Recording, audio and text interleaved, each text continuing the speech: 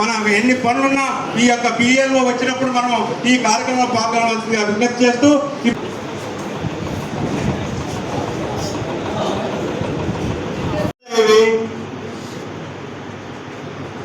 MLA అభ్యర్థిగా నిలబడే వ్యక్తికి 90 డిగ్రీలలో ఆలోచన చేస్తాడు. అంటే దాదాపు 195 నియోజకవర్గ పోలింగ్ బూతులు.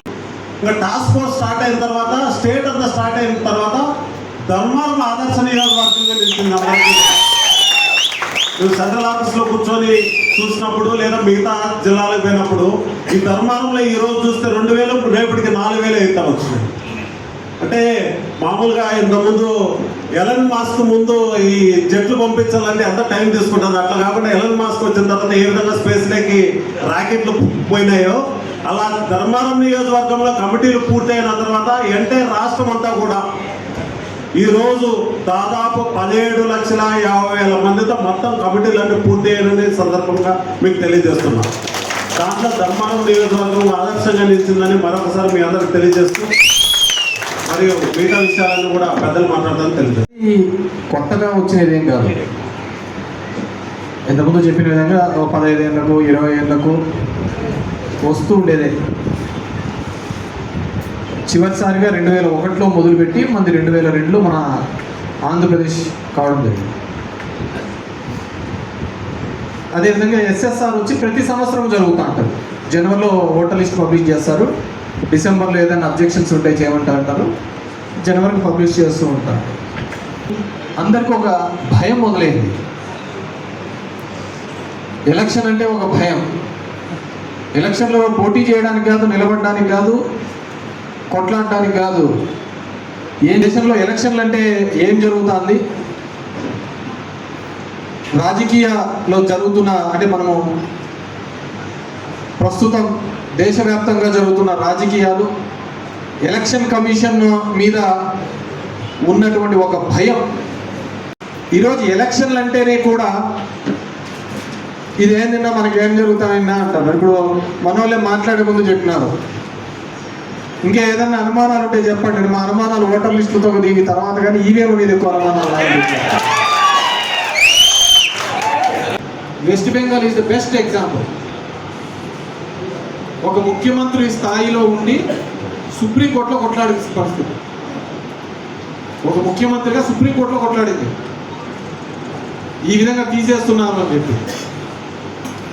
ఒకసారి తీసేసినారు అంటే ఎక్కించుకోవడం చాలా కష్టం. మళ్ళీ చెప్తున్నాం, అప్పలేట్ అథారిటీలు ఉంటారు.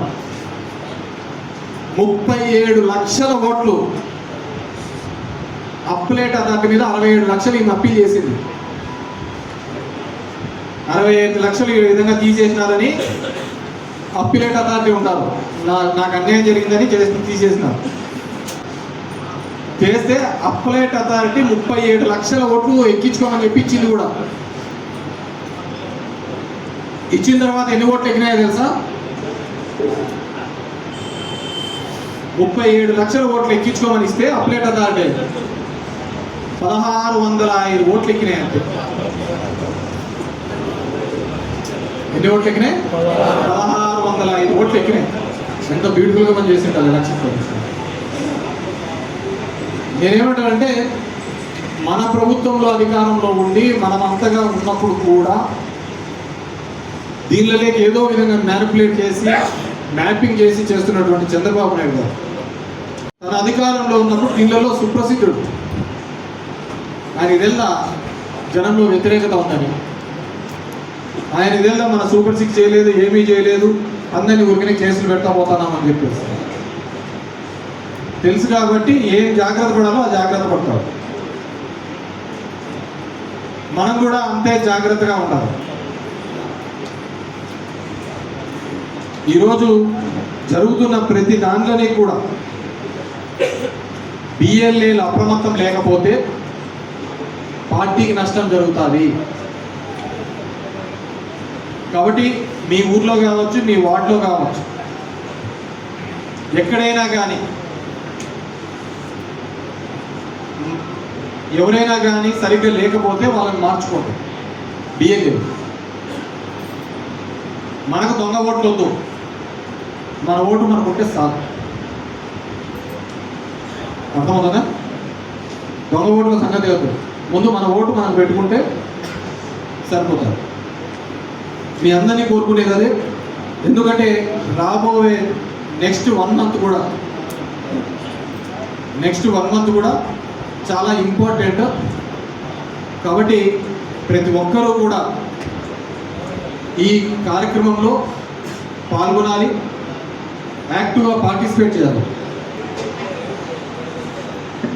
ఆ రోజు ప్రజలకు మేలు చేయాలి, ప్రజలకు మంచి చేయాలని ఒక ఆలోచనతో నన్ను అందరినీ దూరం పెట్టి ఒక వ్యవస్థను తయారు చేసుకొని ఆ వ్యవస్థ ద్వారానే ప్రజలకు అందరికీ కూడా మంచి చేసే ఒక ఆలోచన, ఆ మంచి అంతకు మించిన మంచి భవిష్యత్తులో జరిగే ప్రతి మంచి కూడా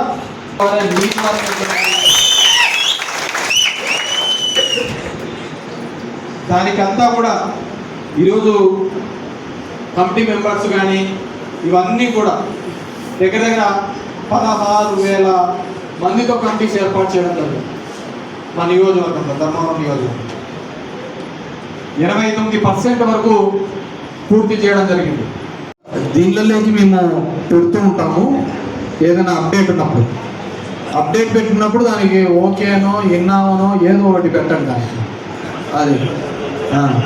అది పెళ్ళిళ్ళ ఫోటోలు నేను తిరిగి వచ్చినవి ఇవన్నీ కాదు, ఓన్లీ ఎలక్షన్ దీనికి సంబంధించిన ఫోటోలు ఇవి అదేదో ఉంటాయి కదా, మీరు ఫార్వర్డ్ చేయకపోతే చచ్చిపోతారు, ఇట్లాంటివన్నీ కాకుండా సరే దాని క్యాప్షన్ పెట్టు, సరిగ్గా తిరగకపోతే పోతాం రే అని. ఆ వాట్సాప్ గ్రూప్లో ఒకటి ఏర్పాటు చేస్తూ ఉంటారు.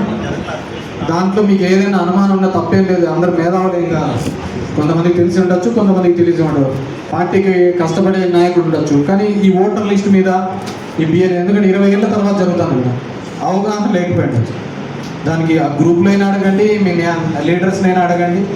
అండ్ అదేవిధంగా మీరు కూడా వార్డ్ ఇన్ఛార్జీలు కానీ, టౌన్లో పల్లెలలో ఉన్న లీడర్స్ కానీ, మండల లీడర్లు కానీ, గ్రామ నాయకులు కానీ అప్రమత్తంగా ఉండండి.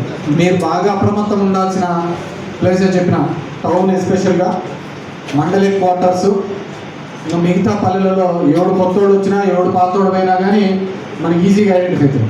కానీ ఒకటి మాత్రం ఇంతకుముందు అన్నారు చెప్పిన విధంగా నా ఓటు ఉందిలే 2002లో ఇప్పుడు యాడీ పోదులే అనే భావన వద్దు. ఒకటి ఉండొచ్చు, ఒకటి పోయి ఉండొచ్చు, ఏదైనా జరిగి ఉండొచ్చు. ఇదంతా వాళ్ళు ఏ ఇంటిగ్రేటెడ్ పెట్టి చేస్తాను, దాంట్లో ఎక్కడైనా మిస్ అవుతూ ఉండొచ్చు, దానికి ఇబ్బంది లేదు. కాబట్టి మనం అది వెరిఫై చేసుకోకపోతే ఇబ్బంది అవుతుంది. 160,000 ఓట్లకు సంబంధించి కొత్త ఎన్యూమరేషన్ ఫామ్స్ ఇస్తూ ఉంటారు.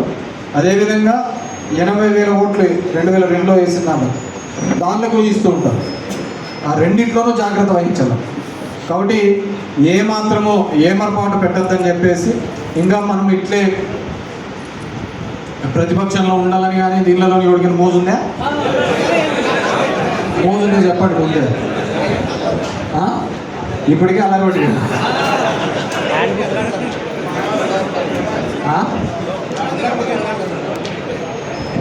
కాబట్టి ప్రతి ఒక్కరు కూడా అలర్ట్గా ఉండి చేసుకోకపోతే ఈ 1 మంతే ఇప్పుడు కొత్తగా ఓటర్ లిస్ట్ బూతులు పెరుగుతున్నాయి. ఇంతకుముందు 1400కు ఒక బూత్ అనేది కూడా ఉంది మ్యాక్సిమం, దాన్ని 1100 చేసినట్టున్నారు. 1100కే చేశారు ఇప్పుడు కొత్తగా. కాబట్టి 1100 బూతులు అంటే దగ్గర 350 నుంచి 400 ఇండ్ల కంటే ఎక్కువ ఉంటారు. మీకు తెలియని ఏమైనా ఉండదు. చిన్న చిన్న ఊర్లు అంటే అంతా 1-2 డేస్లో అయిపోతారు.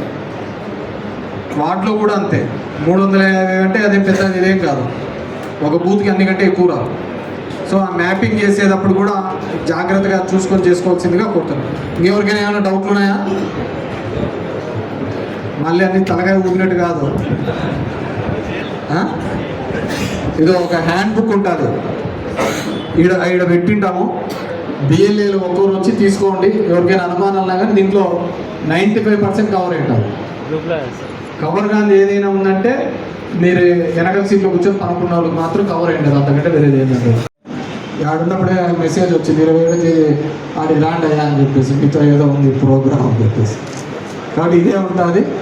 కాబట్టి ఆయప్ప మమ్మల్ని ఇడిచిపెట్టాడు, కింద ఈ అప్ప ఇడిచిపెట్టాడు, నేను మిమ్మల్ని ఇడిచిపెట్టాను. కాబట్టి ఇది కంపల్సరీ జరిగే వ్యవహారం కాబట్టి అందరూ యాక్టివ్గా ఉండాల్సిందిగా కోరుతున్నాను. అండ్ కాలనీకి సంబంధించిన బిఎల్ఏలు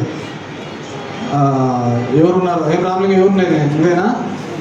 సో కాలనీకి సంబంధించిన బిఎల్ఏస్, అవుట్స్కట్స్లో ఉన్న బిఎల్ఏలు మీరు చాలా జాగ్రత్త పడాలి.